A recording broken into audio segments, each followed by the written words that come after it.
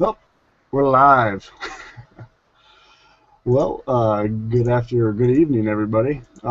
This is Spencer with the Pittsburg Steelers. My first show on the Extra Point Sports Show, coming to you from South Dakota in the United States. Just touching on the draft that we're in the middle of. Um, First things the whole draft in general, it's just been a blur to me. Um, First off, it's my first IDP league, so I was just frantically doing research. I joined this league later than a lot of you others, so it's the first for like I said, first IDP. Learned a lot.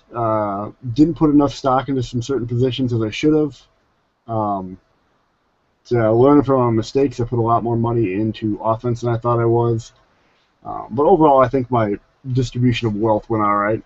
Um, One thing that I don't know if anybody else made this mistake, but I did is took drafted it too much like a traditional like ESPN, Yahoo, whatever league, where it's like I gotta have my one or two running backs, gotta have my one or two wide receivers, I gotta make sure I have bye weeks covered and all that, and just kind of the mentality and the mindset of that. And if I would have done a little bit more research and paid attention to the formations a little bit better, I could have built a little bit different team, more like how I wanted to build them. I was ended up kind of adjusting my team through some trades to what I wanted to be, but now I'm going a little bit more wide receiver heavy. I do have one who I would call starting running back in Giovanni Bernard and a bunch of mismatch backups that I think could do something. Might play the matchups on them, but I think I've killing way too many roster spots and way too much money with my hodgepodge of second round or second tier, not even second tier, third tier running backs. But my big move this draft was trading away probably too many of my picks to the Cleveland Browns. Um, they made me an offer on a player I wanted, Larry Fitzgerald. Um, I didn't see the offer in time, so I missed what they originally wanted. Countered offered them, probably gave them a little bit too much than I should have. I gave them early third, early fourth, and middle or late fifth, and then a pick next year. Um, I like Fitzgerald, and I wanted to go, like I said, wide receiver heavy, so I jumped on it. Probably could have maybe saved myself a pick there, but I guess it is what it is. So now I got Fitzgerald, Jeffries, and Jordy Nelson, and then some other fillers in there with Marvin Jones and Riley Cooper, and then some other bench warmers that I felt I needed to draft. Um, in Miles Austin and who else is there? Ted Ginn. I don't even know why he's on my squad, but he's there. Um, but yeah, so like I said, the formations thing was a little bit newer to me, and I probably should have read into it a little bit more instead of drafting it kind of like a traditional team. But getting into this rookie draft, I got to call out J Rock, just killing me on emphasizing the linebackers whenever his show was on Tuesday or Wednesday. Just I thought I was safe, 15th pick, getting one of my two top linebackers, Shazier or Mack. I was like, I should be fine. I don't need to move up. I should be able to get him at 15. But he was just driving home the point on how important linebackers are and got everybody scared. And for my three of my top four were off the board by pick, 11? So I had to drop down to Telvin Smith from Jacksonville. And he's okay, but I think I probably reached a little bit on 15 for him. But I needed to fill the spot, and that's what I went with. And then on my way back, early round four, or round two, I'm sorry, I went with Clowney. Kind of surprised he was still there. I know he's designated as a linebacker right now, and kind of wish he'd be a defensive end, but things can change. I've already had one player on my team switch positions on me. So I'm not too disappointed with that. I mean, I didn't really want to jump up for a lot of these guys like Bridgewater or Sankey or Evans or Watkins, because I just don't think giving up that much to get those gambles is worth it, in my opinion. I'd rather draft defense and get a little bit more veteran on the offensive side of the ball. Like I said before, I think my offensive side is a little bit too stacked, or not stacked, but put a little bit too much stock into it. So my defense needs a little help here. But yeah, it's been a busy draft. I think at one point I had up to 8 or 9 picks, trading in and out. But I think I ended with 6 or 5. I'm sorry, 5 picks. But overall, I think it went went pretty good. What else do I got here in my notes? Yeah, drafting. I forget who it was. One of the radio shows during the week was saying you got to draft the best player available at all times, and where that might be the philosophy people or I would use on like a redraft league or something like that. This I'm looking to fill spots. Like I didn't need to draft a receiver. If I saw value where like a Evans dropped down to 15, hell yeah, I'll take him. But I'm not going out of my way to get a receiver when I have three what I call top tier receivers. So I was drafting to fill positions, and linebacker and defensive end were two of my positions that I needed to fill. Haven't really got there on the defensive end part, but got two linebackers that I'd be comfortable with starting week one probably. But the issue I ran into on linebackers is I know it's only going to happen this year, and it's not that big of a deal, but week 10, I have 5 linebackers on a bye week. So I'm not exactly sure what I'm going to do. I know I can get down to starting like 2 or 3 of them. So I'm going to be just about forced to do that. I can start 2 of them on a 4-3 standard.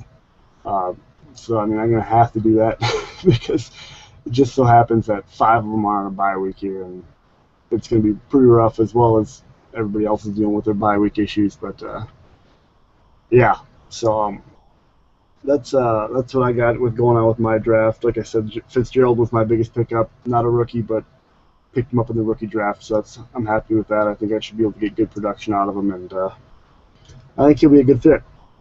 Going over some other people's drafts here. Let's pull up. I haven't been following the NFC very closely because you guys are slow, and it really doesn't affect me too much here, at least until the season starts. But just glancing over it during the first round when I was sitting here anxiously waiting to draft and to do something, I couldn't do anything because I was pick 15. So just watching them go back and forth, and I was kind of surprised on how close the first round was between the two divisions. I mean, even players that I didn't think were going to go in the first round, like Ebron and Bridgewater, I didn't think they were going to go in the first round, but they went in the first round in both of them. Like I said, Shazier, I was kind of surprised on how early he went. I thought I wouldn't have a problem getting him at 15, but J-Rock scared everybody into getting linebackers early, so I missed out on who I wanted there. But yeah, going through AFC, I think, we went somewhat close to the mock draft. I guess it's about as close as I can say. He was, I think it was Luke who was saying earlier today that he kind of threw everybody. It was somebody called Luke out for his mock draft and then drafting Clowney kind of sneakily and not having Mac or not. I'm sorry, not Mac, Clowney on the on his mock draft, and he went and picked him up pretty early. And that's another thing. People, I think when I drafted Clowney, 4th in the second round, so 20th overall. People in the chat were like, "Oh wow, Clowney, that's kind of a reach." And then I checked back later in the day, and he drafted Clowney 3 picks ahead of mine. And like, that's good value on Clowney. And I don't know who was all saying it, but I thought that was a little interesting that I was kind of taking shots for drafting him 4th in the second round, 20th overall, and he's getting props for drafting him 1st in the second round. But I guess it is what it is. I'm not too hurt, but yeah. So I'm not sure what all we need to focus on this show or video call or what have you be. And like I said, this is my first show. I guess like it's not like the radio shows. We can't have people calling in and talking about their lineups and complaining. But one other thing I wanted to bring up was Jacksonville Jaguars. The 9th or the 12th hour, or whatever the saying goes, the last minute before the draft started, we pulled the Jacksonville Jaguars owner and replaced him with a new owner. I believe he's the brother of the Vikings or somebody in the NFC North, the Vikings or the Bears or something like that. But he, I think he probably got bombarded with trade requests, and because I sent him one, and his immediate response was, "I'm not trading anything. I'm not looking to get trade raped." And I was going to try to throw the guy a bone here, maybe give a safety, give him a fourth round pick or something like that, but he was not having it. And then turns around and trades away the safety I was asking about to somebody else. I think it was even J-Rock. Maybe Sweet talked him into it. But yeah, so that was interesting to see him switch over and jump headfirst into the league. But I don't believe I was too impressed with his draft. Who did he get? Jordan Matthews. It's an all right pick, I guess, in my opinion. 12th overall. I thought that was kind of a reach. If I remember right, Jacksonville doesn't really have an issue with wide receivers. Well, I am wrong. They have a pretty good issue with wide receivers. No, I guess they got Cobb and Crabtree and Hopkins, and they got pretty decent wide receivers. So I don't know why they went out of their way and spent their first-round pick on a guy they really didn't need. If I was them, I would have traded down and just tried to gather as many picks as I can get so I can fill out this team that's sitting at 29 right now. So that was probably my issue with his draft. And then, actually, I guess I should say the biggest issue I have is him not showing up for his fourth-round pick. I know it's a fourth-round pick. You're not going to get a stud there, but with the team with 29 people on it, you got to fill that thing up. And I don't know if he didn't know that there was a pre-draft option or what the deal is, but I mean, you can basically pre-draft your whole draft and walk away, and assuming not all your guys get picked, I mean, you don't have to show up for a couple days. So I know I see a lot of the people doing pre-draft selections, especially after like the first round or so. They started seeing a lot more pre-draft selections pop up. Whenever I was heading out of the house or going to be away from a computer, I threw 3 or 4 picks into my pre-draft. Sometimes it worked out, sometimes it didn't. My fourth rounder, I picked up Storm Johnson. Had him in there just kind of as like my 5th one down the line, just as kind of a name to have in there. And sure enough, first or the last 3 picks, somebody picked all the people I wanted. So he is what it is. He'll probably be on my taxi squad. Not really a need for him at the moment, but I think he's got some future down there. Worth the gamble on the 62nd overall pick. One other thing I wanted to complain about here is my trade to, I believe, it was Cleveland for Larry Fitzgerald. Like I said, I think I gave up too much for him. But the thing that killed me is he drafted players in those 2 spots that I really wanted in, what's his name, from rookie from Chicago, the running back. Carney? Yeah. Or however the hell you say his name. 35th pick. Yeah. I really wanted him. I knew I wasn't going to get him when I gave up those picks, but it's kind of funny that I was hoping to draft him in the 3rd round, and with my pick that he got for me in the 3rd round, that's who he got. And as well as the 50th overall, DeMarcus Lawrence, I wanted him. Like I said, I needed a little bit of help on the defensive ends. I was eyeing him and one other guy, but he went way too early. Anyway, so I thought it was just kind of ironic. The 2 guys I gave, or 2 picks I gave up, he ended up drafting players that I wanted to draft at those spots. So in hindsight, maybe not the best trade because I could have gotten the 2 guys I wanted for sure at those spots, but it is what it is. So that's my thoughts on the AFC draft. In my opinion, nobody really made any huge mistakes. Some reaches here, some reaches there. The Jason Morrow pick by Houston, I think is crazy. I think I heard out of training camp at the Jets, they're saying his teammates were saying he couldn't even catch a cold. That's not. I mean, he's a rookie. You got to give him shit and all that, but that's not a good sign. Your teammates saying that. I don't think they said it publicly, but a reporter overheard him say that, and he just hasn't been looking good. I mean, I know he's got Geno and Vic throwing the ball. They're not the greatest quarterbacks out there, but training camp, you gotta catch those balls. So, but yeah, that's why I'm not a big fan of tight ends, or to be honest, a lot of offensive spots as rookies, because it's a huge or such a small percentage of them that are going to pay off. I know the percentage isn't too much better on the defensive end, but I think they get a little bit more leeway. So, but yeah, flipping over to the NFC, going through some of this. 15th.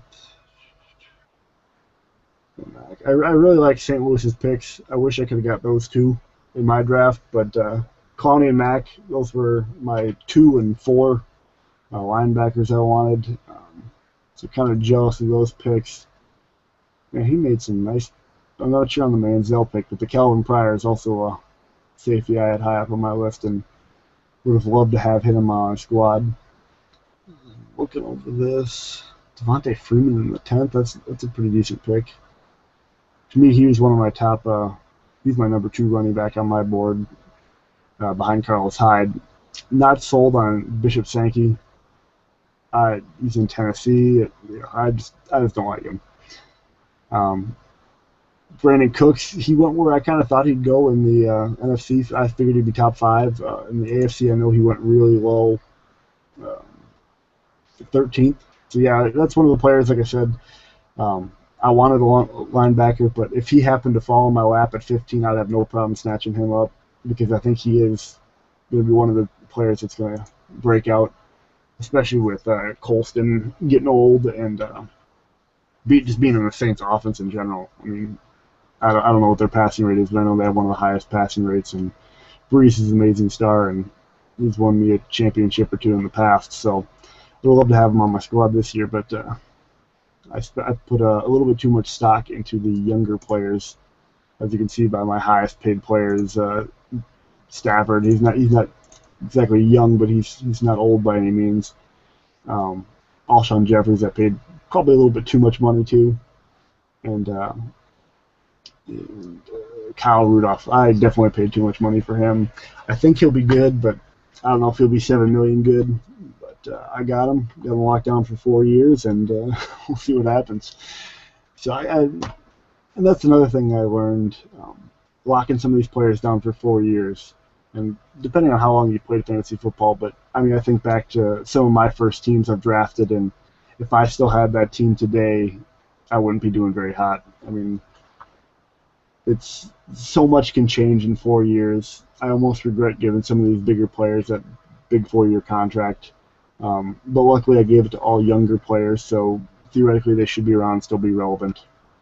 On Gio Bernard's the other one I gave good money to and locked down for 4 years, but I ran all the numbers and I can make him work, and I guess time will tell. But yeah.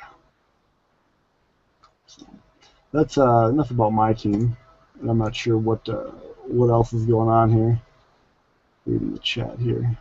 Looks like nobody's watching the show. All right, I could just be talking to myself. That's one thing that I think is a little bit different about these video shows. You can't really have people call in. Not sure how the Google Hangout works. The chat thing, nobody's really talking in the Google Hangout chat. So, like I said, I could be sitting here talking to myself. Pulling up the league chat, looks like people are just talking about the game that's going on. I don't even know what the score is. I think it's pretty irrelevant.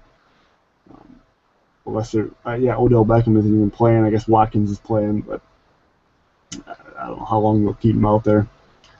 So, but I'm excited for the season, as I imagine all you guys are. Got 4 weeks of preseason, then the season starts.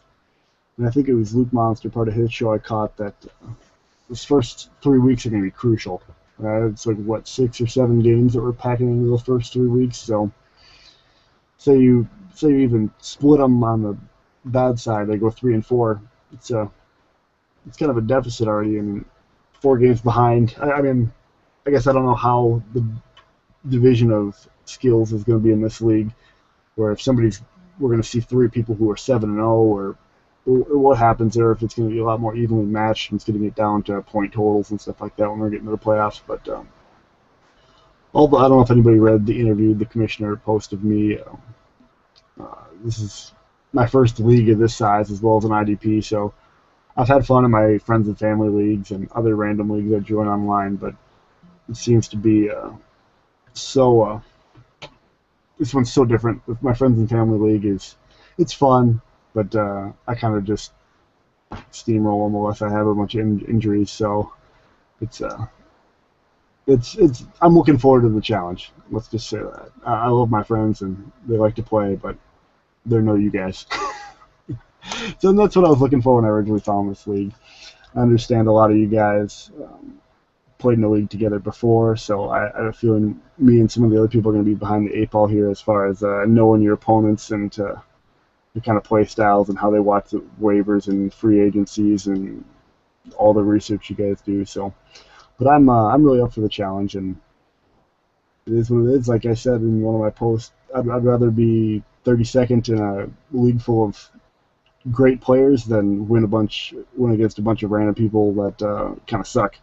So, all in it for the competition, and I'm happy with my squad, and I think we'll make a run at it. And there's always next year, if not, and better draft picks and everything. Because I think the best part about, or not the best, but one of the best things about a league is the draft. Um, it's where you find out who did their homework and who didn't. Based off my rookie draft, you can kind of tell I didn't do too much homework. I guess I did plenty, but I wish I would have done more. But life gets in the way, and it's kind of tough to make room for fantasy football some days. But I usually get down here for an hour or so every day and do some homework or listen to a show or driving around listening to sports radio all day. So I guess I didn't really introduce my cave I got going on here, but if this radio shows keep going, hopefully this will turn into something a little bit more presentable than bare studs and insulation. But so yeah, I'm not sure what people want to see in future weeks. Assuming I'm still doing this show in the future weeks, but I don't know if some of the other shows do themes like your favorite barbecue food. I think was one week on somebody's show, and I don't know if we want to do lists like that, just kind of have some fun, or if we want to keep it all football. I imagine once the season starts, there'll be a lot more action going over all the matchups that happened, and like right now it's kind of a dead time in the NFL. Besides these preseason games, there's not a whole lot of trades going on. I guess you're getting the bullshit fluff stories of how the rookies are doing, and nobody's really saying any rookie's doing bad. Everything you hear about each camp is, oh yeah, rookie's looking great. All everybody's injured. Oh yeah, we're ahead of our timetable. You don't really get anything from it. So I think it's, in my opinion, one of the boringer times. So I'm looking forward to actually seeing some preseason games and maybe seeing some of these rookies we drafted. But just the year to start in general, so we can start playing and have some more to talk about, more trash talk. I'm not sure what the deal with the trash talk videos are. It was going pretty quick there. I think we had about 6 of them the first week or so, then we kind of fell off. I don't know if there's topics or weeks or what goes on with it, but looking forward to making one, and we'll see who's got the best trash talk. I believe there is some prizes in the bylaws. Weekly video shows. Yeah, there's something in there for us. The trash talk videos, if anything, they're fun. Yeah. So I think I'm starting to wrap up my show here. It's about 5 minutes until, what's John's show called here? We got it right here somewhere. John's show is Win Something or Another. Sunday activities. Win and You're In sports show with John, the owner of the Philadelphia Eagles. Maybe you can shed a little bit more light onto the NFC. I know I kind of didn't really talk about them too much because I'm not in the NFC, and they're only an issue when I start beating them. But yeah, I think his show will be a similar setup to mine, just one guy on the screen, just talking at you. So I hope we're not parodying each other too much. I hope he's got his own spin, and he might have his own fun countdown or favorite barbecue food or favorite movie or whatever some of the radio shows are doing. But yeah, hit me up on the message or emails if you got any ideas for the show, or if you just want to tell me I suck or whatever. I'll be around. I check my emails all the time, and yeah. So with that, I hope everybody finishes this draft. I think it shuts down here in a half hour or so. I was really hoping to get to my my fourth round pick. I'm sorry, my 5th round pick, and so I can make my other pick before I go to bed here. But I guess the draft isn't running over the night. So, like I said, I hope we knock this out here at least by halfway through tomorrow, so we can move on and start scheming the lineups and all that. So, man, NFC is behind, just starting the 4th. Maybe they're taking their time. Maybe I know they're doing some more trades. I know they're held up a little bit on approving some trades. Maybe that's part of it. But I think it'd be a frustrating time to be a NFC owner, especially early on. With I think it was the Cardinals taking forever. I think there was some kind of trade going on, but they ended up with Brandon Cook, so can't really blame them too much. On that note, I think that I'll call it. I'm not sure if the commissioner's around or who's running this dealio, but that's my show. First one. Again, it's the point after, kind of like an extra point.